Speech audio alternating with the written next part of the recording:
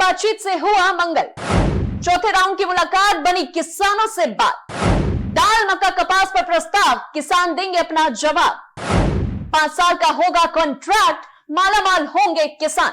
किसानों और केंद्र सरकार के बीच बातचीत का चौथा दौर पॉजिटिव रहा। केंद्र सरकार ने इस बैठक में किसानों को कॉन्ट्रैक्ट प्रपोजल दिया। वही बैठक के दौरान सरकार ने किसानों के लिए एमएसपी से जुड़ा एक नया प्रस्ताव और 5 साल का एक प्लान भी पेश किया। बता दें कि इस पर चर्चा करने के बाद किसान 20 फरवरी को अपना फाइनल जवाब देंगे। तब तक के लिए किसानों ने अपनी दिल्ली चलो मार्च को फुल स्टॉप लगा दिया है। यह बैठक जो है चंडीगढ़ सेक्टर 26 के महात्मा गांधी राज्य लोक प्रशासन संस्थान में 18 फरवरी को रात 8:15 बजे शुरू होकर आधी रात को लगभग 1 बजे खत्म हुई। बता दें कि बैठक में किसान नेताओं के अलावा कृषि एवं किसान कल्याण मंत्री अर्जुन मुंडा, वाणिज्य एवं उद्योग मंत्री पीयूष गोयल और गृह राज्य मंत्री नित्यानंद राय शामिल हुए और साथ ही पंजाब के मुख्यमंत्री भगवंत मान भी शामिल हुए। चलिए अब आपको बताते हैं कि आखिरकार किसानों को क्या प्रस्ताव दिए गए। किसान नेताओं के साथ चंडीगढ़ में बैठक करने वाले 3 केंद्रीय मंत्रियों के पैनल में शामिल हुए पीयूष गोयल ने इस मामले पर पूरी जानकारी दी। पहले आपको वो भी सुनवाते हैं। पहला, एमएसपी पर दालों, मक्का और कपास की फसलों की खरीद के लिए 5 साल की योजना का प्रस्ताव रखा गया है। दूसरा, एनसीसीएफ यानी कि national cooperative consumer federation of India और एनएएफईडी यानी national agriculture cooperative marketing federation of India जैसी सहकारी समितियां उन किसानों के साथ कॉन्ट्रैक्ट करेंगी जो अरहर दाल, उड़द की दाल, मसूर दाल या मक्का उगाते हैं। अगले 5 सालों तक उनकी फसल एमएसपी पर खरीदी जाएगी और खरीदी गई मात्रा की कोई सीमा नहीं होगी। इस काम के लिए एक पोर्टल विकसित किया जाएगा। वहीं पीयूष गोयल ने भी कहा कि ये कदम पंजाब की खेती को बचाएगा, भूजल स्तर में सुधार करेगा और उस जमीन को बंजर होने से बचाएगा जो पहले से ठीक नहीं।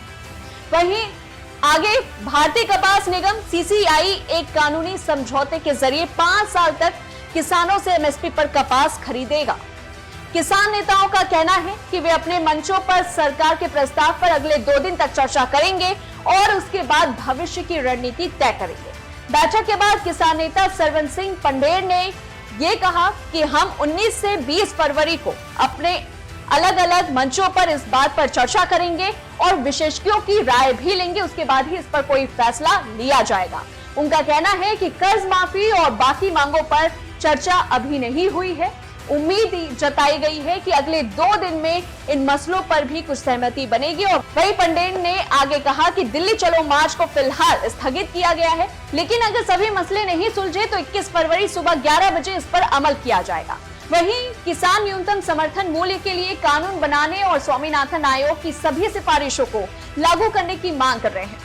अब बता दें कि किसान नेताओं ने अपनी मांगों को लेकर दिल्ली चलो का नारा दिया था। 12 फरवरी को केंद्र सरकार के साथ बातचीत बेनतीजा रहने के बाद किसान अगले दिन पंजाब हरियाणा की सीमा शंभू बॉर्डर पर पहुंचे थे और वहां से जब उन्होंने हरियाणा की सीमा में दाखिल होने की कोशिश की तो सुरक्षा बलों ने उन्हें रोक दिया। सुरक्षा बलों ने किसानों को रोकने के लिए आंसू गैस के गोले छोड़े, पैलेट गन से गोलियां चलाई गई और किसानों पर ड्रोन से भी आंसू गैस के गोले छोड़े गए।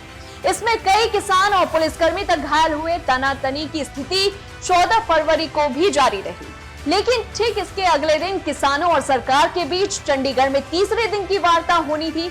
इसी को देखते हुए किसानों ने कहा कि उस दिन वो प्रदर्शन नहीं करेंगे। उस दिन शंभू सीमा पर शांति रही और उसके बाद से वहां कुल मिलाकर शांतिपूर्ण हालात बने हुए हैं। 2 साल पहले की अगर तस्वीर देखी जाए तो 2 साल पहले भी किसानों ने दिल्ली की सीमाओं पर डेरा डाला था और इसके बाद किसानों के आंदोलन के आगे झुकते हुए नरेंद्र मोदी सरकार ने कृषि उपज व्यापार और वाणिज्य यानी कि संवर्धन और सरलीकरण कानून 2020, कृषक कीमत आश्वासन और कृषि सेवा पर करार कानून 2020 और आवश्यक वस्तुएं संशोधन अधिनियम 2020 को रद्द कर दिया था। इस कदम के बाद से सरकार ने किसानों को न्यूनतम समर्थन मूल्य की गारंटी देने का वादा किया था। इस पर किसानों ने अपना आंदोलन वापस ले लिया था। इस पूरी खबर को लेकर के अब आपका क्या कुछ कहना है हमें कमेंट बॉक्स में जरूर बताएं और ऐसी तमाम बड़ी खबरों से जुड़े रहने के लिए देखते रहिए दैनिक